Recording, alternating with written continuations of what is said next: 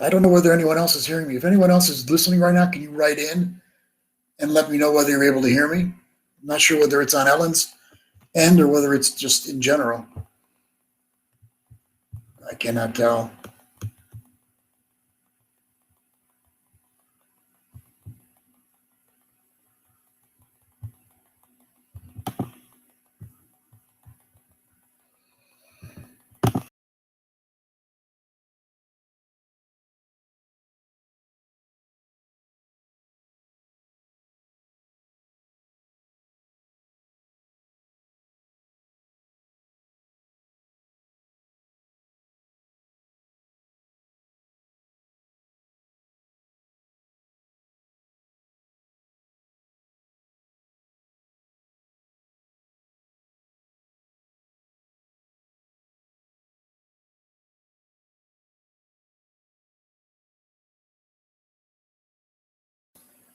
Can you hear me now?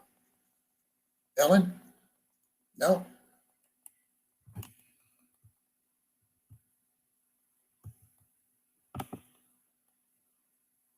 Still cannot hear me.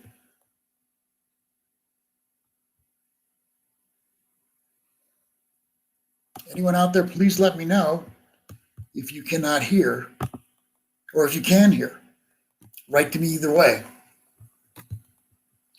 Okay, Lars, you say yes. Yes, you can hear me? Is that what that means? Oh, okay, I'm being heard. It's on your end, Ellen, for some reason. People can hear me okay. Yeah, I think it might be good if you go out and come back. That would be good. Well, thank you, Lars, Carol, for letting me know that all's okay.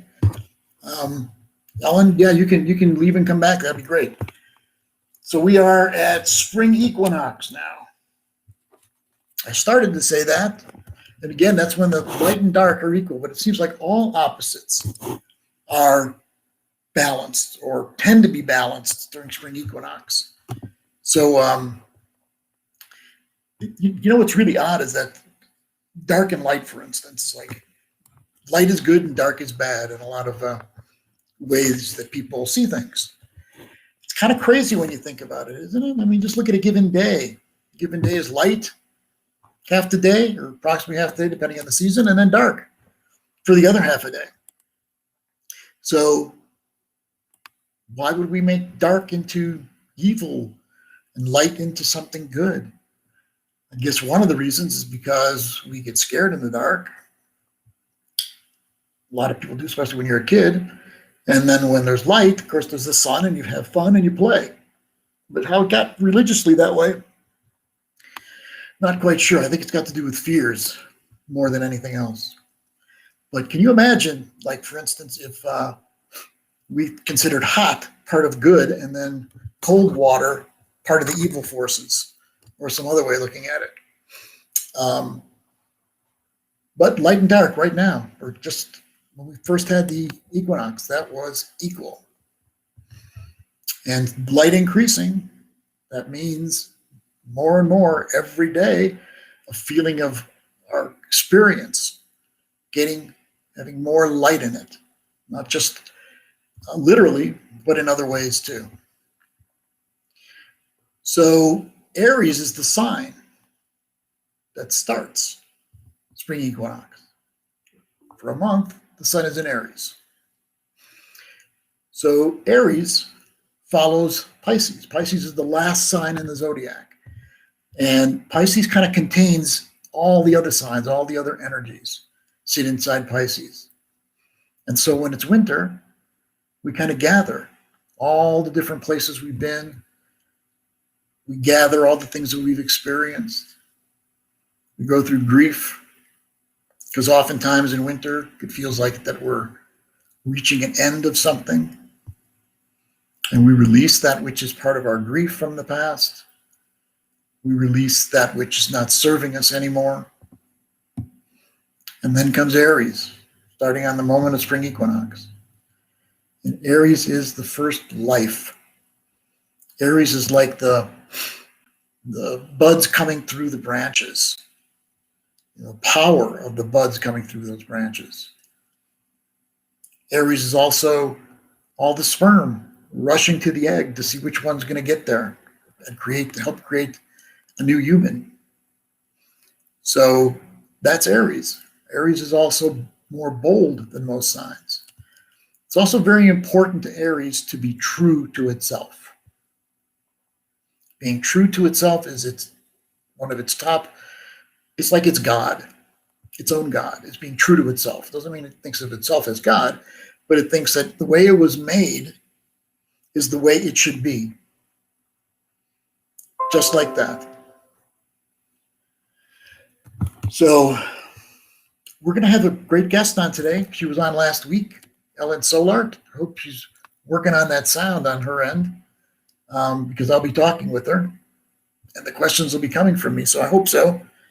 And she'll be a little later in the broadcast. I was planning on it being toward the end of the first half hour. We intend to have Ellen on then. So back to what we were saying. Spring equinox. I actually made a chart set in Washington, D.C. for the first moment of spring equinox. The reason I do that is because when you look at that first moment of spring, it's kind of like a picture of what springtime is going to be like. It's like a birth chart for spring. So in that birth chart, Aquarius is the rising sign, and the moon is in Gemini, both air signs. So our minds and our desires to be social will be stronger in the springtime, this springtime. The only concerning element I saw was Mars in Gemini on the fourth house cusp. The fourth house is like my domestic life, my home life, my personal life. Mars on an angle, any planet on an angle, strengthens and focalizes that planet's meaning and energy. So that means that Mars is going to be focalized during our spring this year in America. Because remember, I did the chart for Washington, D.C. So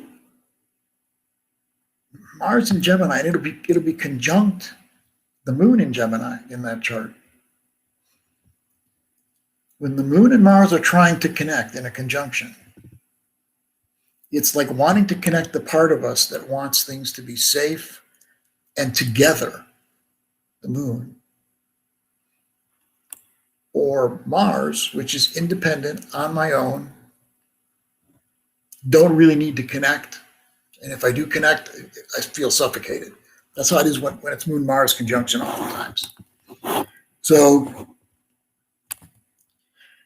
when you think about it from another angle, what I just said, it's like trying to balance off individuality with togetherness, which is part of what the Aquarian age is, but with different words. It's finding the individual, each one of them different than each other one. And then the desire to find union, diversity within unity. Right now, when you look out at the world, I want to go from how things were in the 20th century to a certain extent. It's like nationalism is a way of things being individualized and not connected, and not with the group, not with the wholeness. And then the moon was represented back in those days by the togetherness that's sought when people turn toward making friends all over the world, or even if it goes to the extreme, it's like taking it to socialism, or some people will say communism taken to the extreme. Nationalism taken to the extreme can become fascism. In a lot of the 20th century, there were battles around those that believed in communism and those that believed in nationalism or fascism. Um, so now, as Trump was president, he was trying to make the country more nationalistic, like not so connected with our allies, not so connected with other countries, but on our own. That's nationalism, making yourself, your country, the most important. Of course, it's going to be the most important, but to the extent of nothing else has any importance, and I really don't need to make relationship with any of you. Now, Joe Biden comes in, and all of a sudden it seems like that's being reversed, and some people even call him and the Democrats socialists or communists. You have to understand that never before that I know of has diversity within unity actually come together the way we're looking at it now. The way we're looking at it now is diversity means each of us is true to our individual self, and from that place, find unity. True to our individual self, and from that place, find unity. Usually what's happened in the past is people find their individuality, and then the way that they look for everybody coming together in wholeness is by thinking that we all have to be the same in that group in order for there to be that kind of togetherness. We all have to be the same, fighting for everyone to be the same that's on the team that you're on. This is unworkable to do things this way. What is workable is we respect and don't judge each individual entity or country or person. And from that place, we learn to find unity with all the other individuals who are true to what their individuality is. This is the Aquarian age. And this is what we're attempting to do on the deepest levels of consciousness. Remember, at the same time, at the deepest levels of consciousness, there are energies to keep things as they are, or even to bring things back the way they used to be. Make America great again. Says it all right there. What the trick is how do we unify with everything on the planet, everyone, every country, every culture, every nationality, no judgments. It's like an orchestra. Each instrument in the orchestra has its voice. And you won't find the horn, going over to the flute and saying, oh, the horn is the best. I think that ought to become a horn too. Or the violin going, oh boy, nothing more soul connecting than being a violin. Trombone, you're aggravating. You must become a violin like me. Obviously, none of that can happen. And all those instruments stay true to who they are and come together. Music is played. Beautiful music is played. So if it can be done on that level, it can be done on any level if we get our egos out of the way.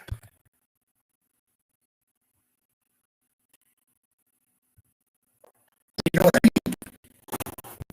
The ego says, just like I was saying about the trumpet and the violin, what's better than the other?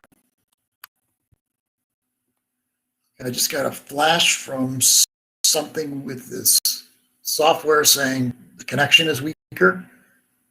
Is the connect still okay for those of you who are here? Yes? Good. No one is saying no, so I'm assuming we're still good.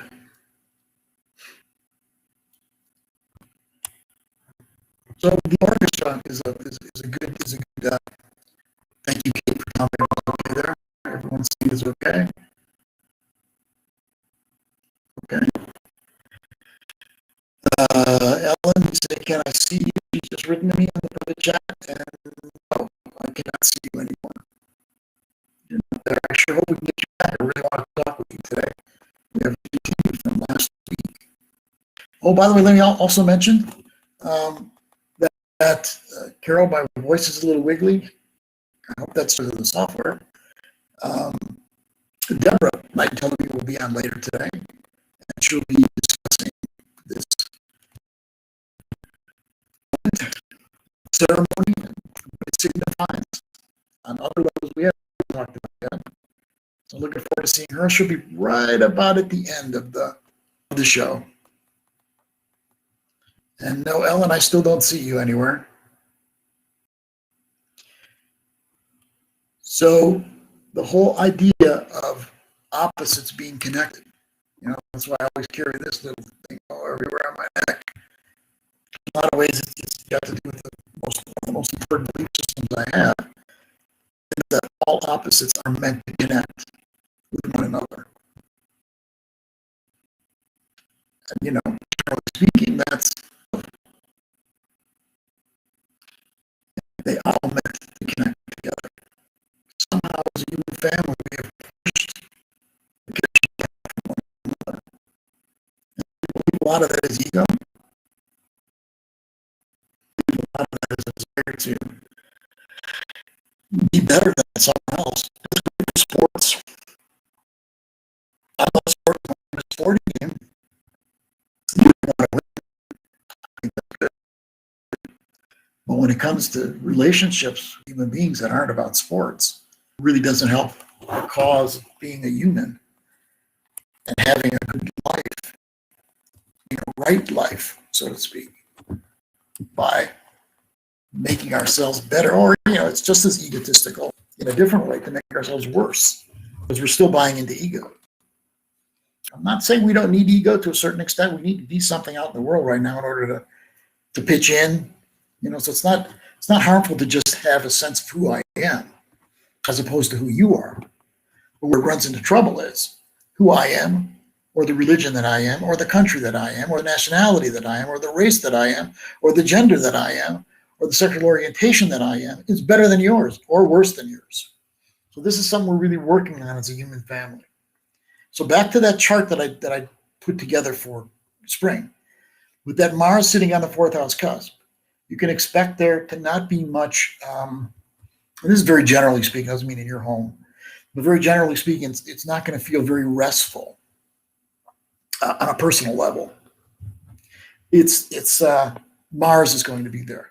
It kind of suggests with Mars so afflicted, like on an angle where it's stronger, that there's likely to be the culture battles that are going on are likely to continue and to increase. I don't know whether a lot of you noticed, but Biden this last week has been like really confrontational with Russia and with China. And they're in the government of the United States now. Doesn't matter if it's Democrat or Republican. There's often this, what are they called? Neocons, I believe. Like Bolton is a neocon, for instance. There are those that believe that the United States needs to be the dominant force in the world in order to make the world a better place. And that's been one of the things that the United States has been pushing, is that belief that we are the greatest country in the world and everyone needs to be like us. I think it's wonderful to think be proud of yourself or your country, but to think that you have the right to make the rest of the world the same way doesn't make sense, does it? I guess to them it does. So that was troubling when I saw that. And I'll wait for the information to continue to come in. But remember that even though the Biden administration has lifted a lot of the terrible events and energies that were part of the previous administration, still the Democrat and Republican Party both are part of the military-industrial complex. And they're part of keeping the empire strong. And in order for us to move into an age of Aquarius more fully than we are now, we need to move beyond superpowers, something dominating the world. Sometimes people think it's just natural to have, like, okay, well, the United States beyond and China will dominate.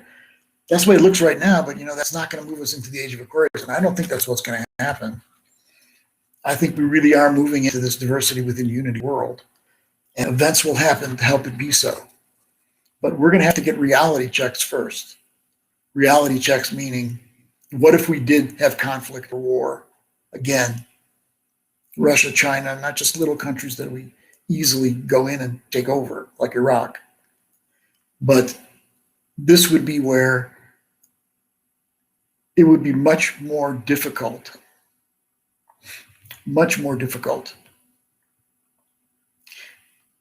So let's say that we're moving to diversity within unity and that we won't overcome any other nations, and we will find a way to get into dialogue with China and Russia in a way that brings everybody together. Someone wrote in that the Secretary of State was in dialogue with China. That's very true. But the reports, not from Fox News, but the reports in general were that they really were combative with each other, China and the United States, and that Biden kind of pushed at them about the things that they're doing wrong in the world.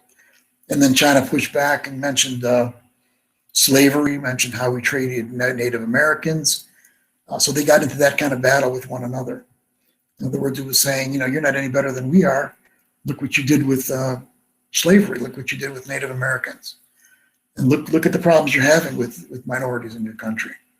So that's the word out. So, Kate, I hope that you're correct, but that's not the reports that have been coming out this weekend. But again, I stand by. I don't think the Democrats or the Republicans are the answer. I think we need to start something new. That's not about the military-industrial complex, and it's not about America having to be a superpower. So right now, we're out of winter. But it's not going to feel like, wow, let's go forward. Let's strongly move forward. We're not going to feel that we can do that until after the Aries new moon. Remember, when the equinox happens, it means the sun moves into Aries. In a way, that's the beginning of the solar cycle. But I've noticed in the past that it's really not true that we really feel like, let's get going. Until the moon catches up to the sun, then they're in league with one another. They both are saying it's Aries time, it's time to move forward. And so April 11th is when that will happen. And you get more of a sense of now it's time to go forward. What that means for each one of you. I know I talk to a lot of people every week, and there's a lot of people that are still struggling with life. They're still struggling with, where are we? Where are they even in their personal lives? People are having lots of trouble with that right now. I know I'm talking very general. I sure don't talk to everybody in the universe, but the people that I talk to regularly have got that feeling like things are just not really settled now. They don't really have a clear direction. You're still waiting for signs to let them know which way to go. So what does that tell us? What does that tell us? I think that tells us that things are changing on a very deep level. We're letting go of the old chapter in our lives, inside of ourselves too. And we're all kind of waiting for more clarity as to what our new chapter of life is like. And I think some of this is going to happen after that new moon in Aries on the 11th. That's not going to be the cure-all. It's not going to be where everything is wonderful now and there's no problems. But it does mean that it'll be time to go forward. It's been a long winter for a lot of people. So we look at the COVID. Right now there are vaccines. And I think most people would say, let's do the vaccine. There's a lot of people who are still reserved about it. There's a sense with some people that there's some kind of control that's happening over humans, and that the vaccination is going to give government more control over each of our lives. I reserve the ability to keep that on the back burner as a possibility, but I don't lean in that direction right now. I lean more in the direction of we all need to be safe. And the vaccination is going to help us to do so.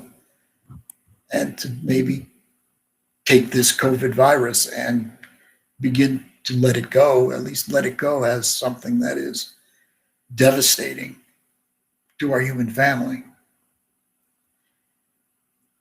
It is a crazy virus, though, isn't it? The way that it mutates, changes form, and then they say the new form is more dangerous than the current form. At least I've heard some people say that. So we're ready for a huge paradigm shift. And you know, in the past, I would have said, well, the only kind of paradigm shift I can think of is like the economy goes and a war happens, and then people let go of the way it used to be, and they try to make a new way of being. But you know what? The wars really don't make things better. How can they make things better? And it ends up after the war, you end up being friends with all the people you were in war with. What a waste of time in a lot of ways, and money and lives. And I do believe that the economy is going to be in much greater trouble than it is now. We're kind of just tossing money in, and we're all living in a bubble economically. Ellen just wrote to me and said, I'm here, but don't see me on the backstage. Okay. What I'll do, Ellen, when it's time to come on, I'm going to flip the button here and see if I can get you on the air. So about the change, what's this change going to be? Well, more and more I'm being drawn to, like sometimes I call it extraterrestrials. And then other times it feels like it's something on another dimension that's happening, but there really are entities that are there, that when the veil gets thinner, which it does appear, at least for me lately, the veil's thinner, there's an easier way to contact with what's in these other dimensions. I think I told a lot of you a couple episodes ago that here living in Sedona, I was sitting in a chair looking up at the night sky, then I closed my eyes, was listening to a program, and then something told me to open my eyes. I opened my eyes and I looked out, and in the sky was this orange-yellow rectangular something. And I saw it, and then all of a sudden it zipped across the sky like that, and it was gone. I'd never seen anything like that. Never seen anything like that. And it definitely was something like usual, normal. I can't say what it was, but it was way out there too. It wasn't just like right close by. It was way out in the middle of the sky. And I've been kind of talking to whatever it is, saying I want to get more involved and find out more, but I am scared. Let them know that I'm scared, but want to pursue anyway and go further. And today, for the first time in the house, Deborah was walking in the living room, and for a flash, there was somebody there next to her, and then the flash, it was gone. It's like when you see these UFOs sometimes, like you see them and then they're gone. They just disappear. And that's how it was with this too. So, you know, I don't know what that falls into the paranormal, or from other dimensions or ETs. I don't know. What I do know is that I have the study that I've done, and when I had a radio show in Santa Fe, I'd have different people on. John Mack being the most notable for me. He's now dead. He's got a new book out though. I don't know how that happens, but he does have a new book. That's Dr. John Mack. He was a psychiatrist. I think I've told everybody. He thought everybody was crazy that said that they had been abducted by aliens. So he went out and interviewed people all over the world, and guess what he found out? He felt they were totally sane and they were telling the truth. The only question he had was it happening in the flesh, or was it happening in other dimensions that they were connected to, or that connected to them? And to me, that is the only question now. There is something there. And I have this feeling like there's this new paradigm that's coming to our planet. And the only thing that will really give us a new paradigm is something like this. Otherwise, it's the same old thing. War, economy, hatred. But here's the issue now. There is a lot of disclosure. And you'll find a lot around this disclosure if you look up Dr. Greer. He's got a video that he put out that I listened to recently, and it opened up my mind and my heart to looking at things differently. Well, one of the things that he says, which is what John Mack found from people that he interviewed that said they were abducted, is that these entities are looking to save what we're doing to the earth. Talking more specifically around climate change, and even more so around weapons of mass destruction. That there's this fear in the universe that we humans here on the earth are going to not only mess up what's here and ourselves, but mess up the coherence and the connections that bring everything together in the universe. So they're very concerned, and they contemplate the potential of getting even more involved. But right now they are getting more involved by reaching and connecting with more people. Here's the curveball on all this.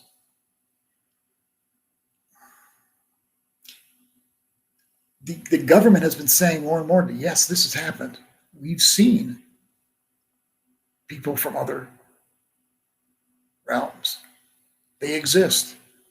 It's part of the disclosures that are going on now. There's going to be more and more disclosures. So you say, now, why is this happening now? What Dr. Greer believes is that what they speak of is these people from other places are going to defeat us, beat us, dominate us. So he says, no. And that if we approach them that way, we're going to push them away or get them to act in ways that they don't really want to act. What do you believe, each one of you? You believe there's something out there that's making contact with our world? And if so, do you have a sense that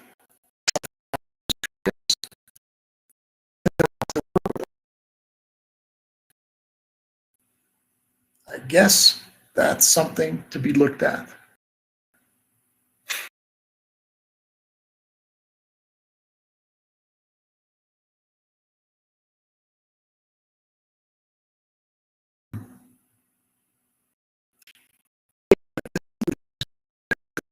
This year. And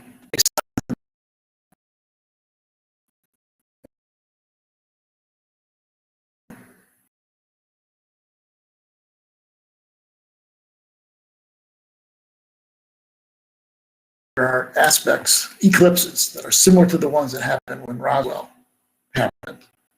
They're exactly 27, 27.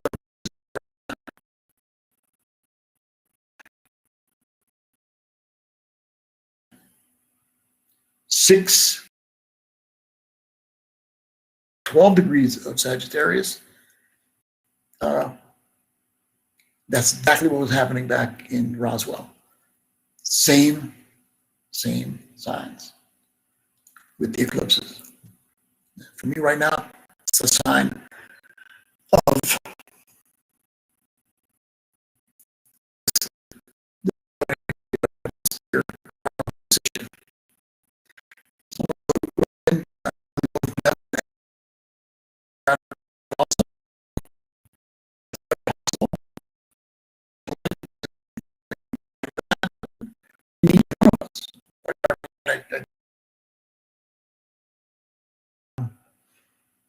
that which believes in the unity and that which doesn't believe.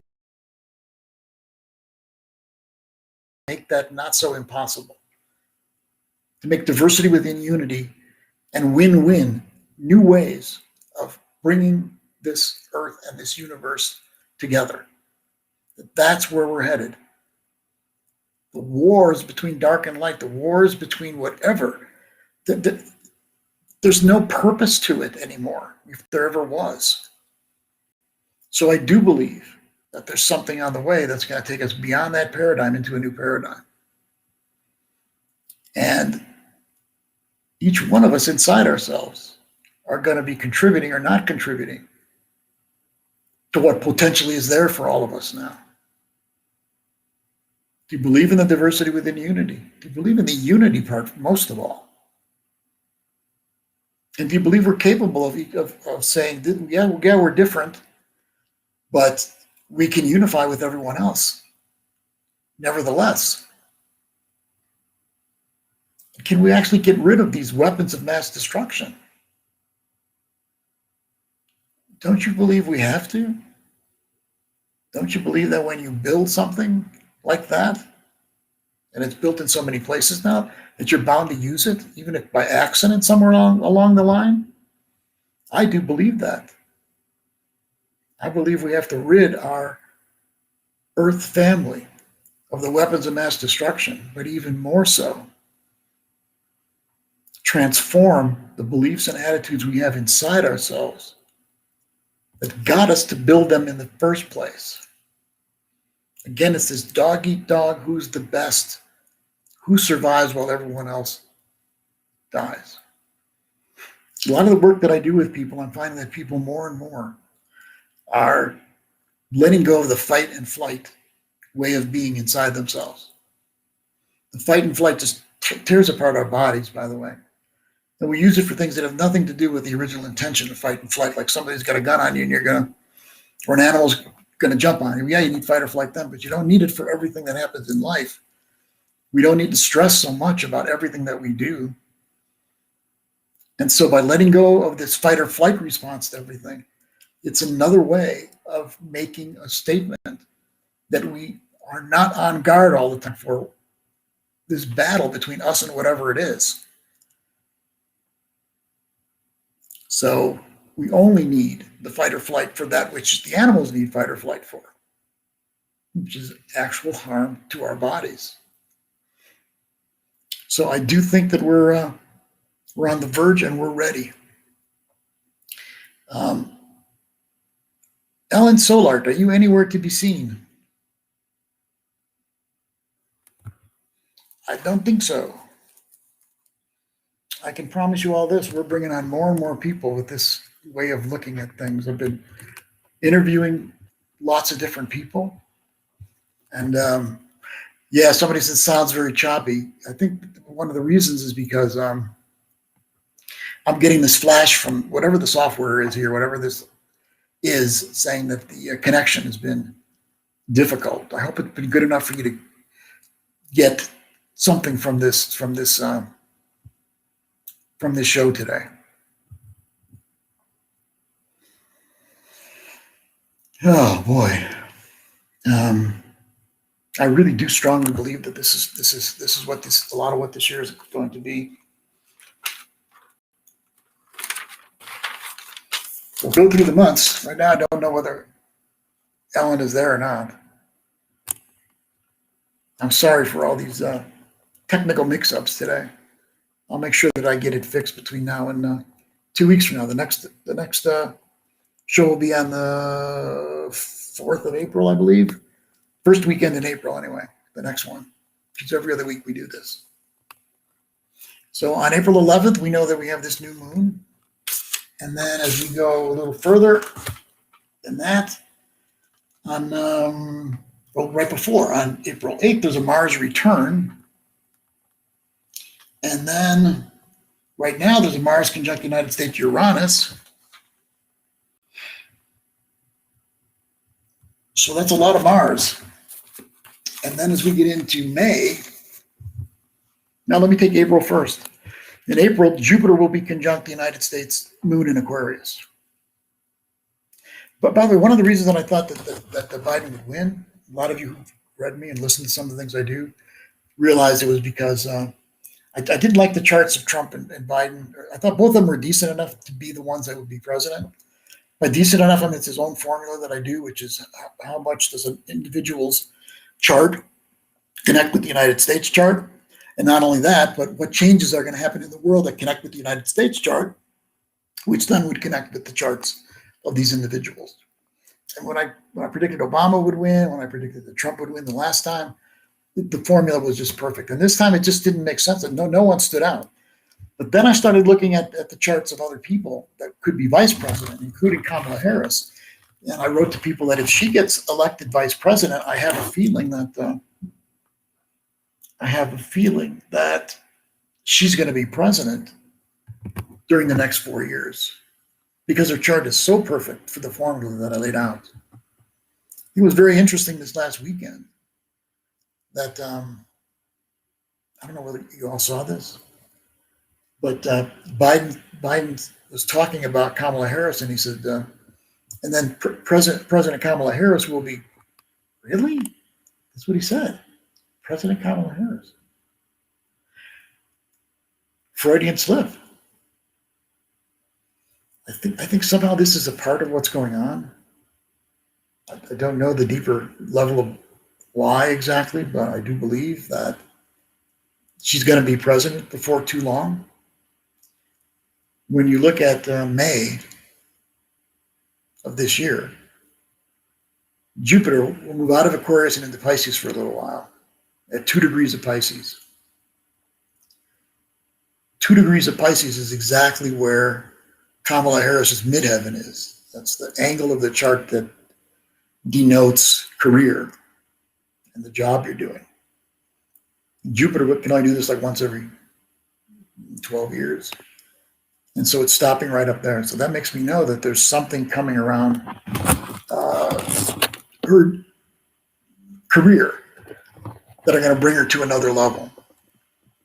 I'm not saying that's definitely going to happen, what I just said, but I think it's quite possible.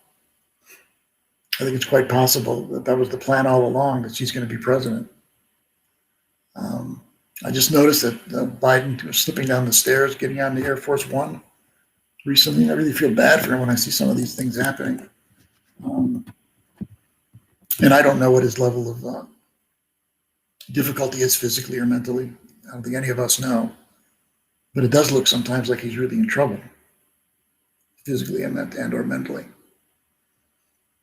So remember, the Saturn square Uranus is one of the most important aspects this year. And it happened once already, and it's going to happen again in June. I think exactly, I'll tell you. It's going to happen on June. I see Deborah's joined us. So it's going to happen on June 14th, and then it's going to happen in December again. And that Saturn Uranus is everything is in order or everything is chaotic. And that's what we're each doing individually, and it's happening in our nation and the world, is this balancing act between order and chaos. And that's all part of moving into a new age, into a new system, because the Saturn is like everything the way that it has been that wants to stay exactly that way. That's their kind of order, oftentimes, Saturn. And Uranus wants to break down the old order and get us moving forward in our lives. And so you can see that happening energetically, sometimes in our individual lives and out in the world too. The old world, the Saturn, trying to dig in and stay, and Uranus, the new world, remember Uranus is the ruler of Aquarius, wanting to break down the old and get us moving forward. In 2 weeks, I'm going to talk more about all this, obviously, and some other things. I'm going to have a guest on for us to be able to look at, listen to, around most likely the issue that we're speaking about extraterrestrials, UFOs, and things like that, but maybe something else, but probably that. Anyway, I see Deborah is sitting there now, ready to speak, and I'm going to hand it off to her. And I feel bad about Ellen not making it today, but that's the way it was meant to be. So, Deborah, are you ready for me to let you on here? Okay, Can you hear me? Yes. Okay. Hey, everybody. Hey, Deb. Sorry I didn't get to listen to the earlier part of the show, but I just wanted to share a little bit about the equinox today. So the equinox was early this morning, really early for us in Pacific time. And it's the day of perfect balance of light and dark, masculine, feminine, yin and yang. And so it's a really great time to just tune into that sacred balance, and also anything that's out of balance in yourself and your life, and how you can kind of work with these energies to bring those things back into balance. And Leo may have already talked about, but as the equinox occurs, the sun moves into Aries. So it's that fiery energy, that initiation of new life with the on the earth and the planets, at least in the northern hemisphere. In the southern hemisphere, it is their autumn equinox. So in the northern hemisphere with spring, we tune into the new seeds that we're planting and the new growth that we want to nurture in the coming season. And whatever new creations you want to bring into form, it's a really good time, as the earth is also beginning to burst forth with new life, or at least the stirrings of new life. So as we begin the spring, it's really good to just tune into that. And, the ancient sacred rites of spring were to really honor this new life, this fire, this beginning of the new zodiac year. And the goddess Ostara, who is connected to Easter, Estre, is very much about this time of rebirth. We're emerging slowly from the chains of winter, and we are re-emerging now and being reborn. And next week we have the full moon, and then on April 11th is the new moon of Aries, which I don't know if Leo mentioned, but when it's the new moon of Aries, it's even more of an energy of moving forward. So it was a wonderful time to clean and cleanse your home, your hearth, do a spring cleanse with your own body temple. So it's that time to release any heaviness still lingering from the passing winter season. And we're still in the cycle of Venus. We're still in the underworld until May 3rd, when Venus rises in the evening sky. So you may feel that you're still in that underworld journey. And it's just wonderful to just really respect and honor that underworld journey to clear and transmute any heaviness, any darkness, any old wounds, any old beliefs that you need to transmute, so you can really be reborn at the new moon of Aries, and even more when Venus rises again in the evening sky. And she'll then be in the evening sky for many, many months. So this is my little sharing about the spring. And Leo, did you want me to share anything more, or do you have more things you want to close with? You can take another couple of minutes then if you have something else you want to share. Let me see. So the time of fertility and rebirth is really important to tune into. And just, ask yourself those questions of, what am I needing to shed from the passing winter season so that I can be clear and cleansed and purified so that I can be reborn again. And then we have, Easter and Passover and, many of the traditions, they have this time of, rebirth and reawakening, resurrection, so to speak. And in the goddess tradition, this is the time when Persephone returns from the underworld. And I would say, since Venus is in the underworld now, it'll be closer into when we get closer to Beltane, when we'll see that real return of the maiden goddess. So the maiden goddess returning, and you can think of it as a man too, that, younger page energy of the masculine. So it's that return of the maiden is filled with possibility. She sees all the possibilities ahead. And, she's fresh and new, and she's just, emerging from the underworld and so happy to be back in the, the spring. Does Beltane intend to energetically bring the male energies and the females energies together? Is that one of the purposes of Beltane? Absolutely. And, you know, even this time, it's always a dance of the masculine and feminine, the sun and the moon, the mother earth and the sun. And then, you know, of course, at Beltane is that, you know, that feast of the sacred marriage. It's that time of really honoring the union, the sacred marriage of the masculine and feminine. So we're working towards, moving towards that as we enter the spring. But we're still in the spring, just beginning. And that Aries energy of that initiation of new life.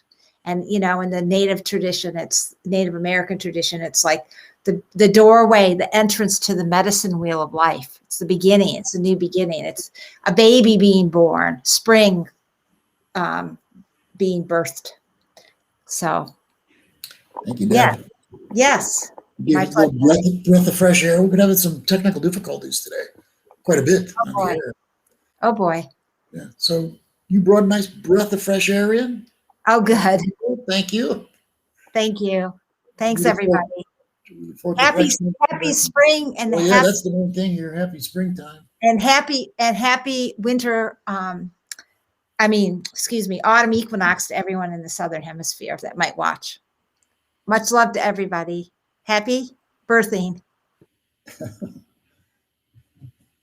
To all of you out there, if any of you are someone who has had experience with extraterrestrials, UFOs, something really that stands out, and you'd like to talk about it on the air, write to me at soulless, SOULUS, at AOL.com. And we'll talk together and see whether it's something that is going to be good to come on the air. We can either get it on the air by me doing it, saying what you went through, or ideally you coming on the air and me asking you some questions and you letting everyone know about your experience. I believe this is going to happen more and more frequently. It is happening more frequently. And it's one of the important things on our earth right now. And they've been here for a long time from the things I'm learning now.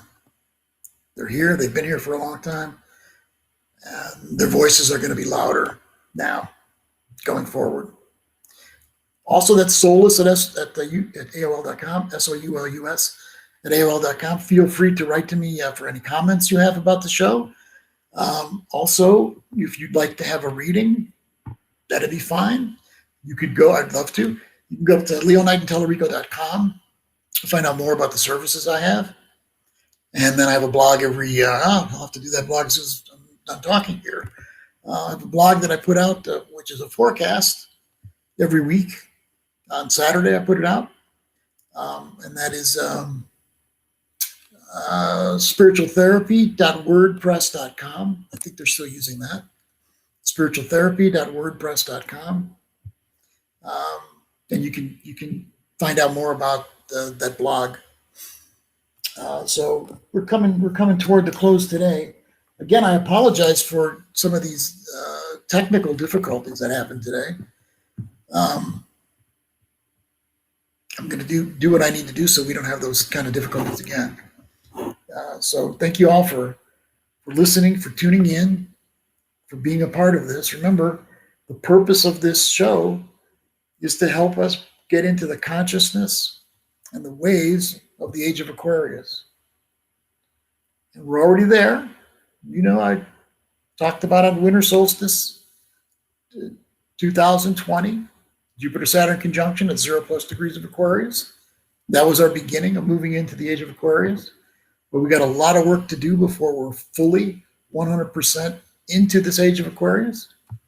And each of us has inner work that's a part of that. The more that we can connect to what the consciousness is, the more that this will be more gracious and entry into the Age of Aquarius. And again, thank you all for listening. Take care of yourselves, and I'll talk to you next time. Bye-bye.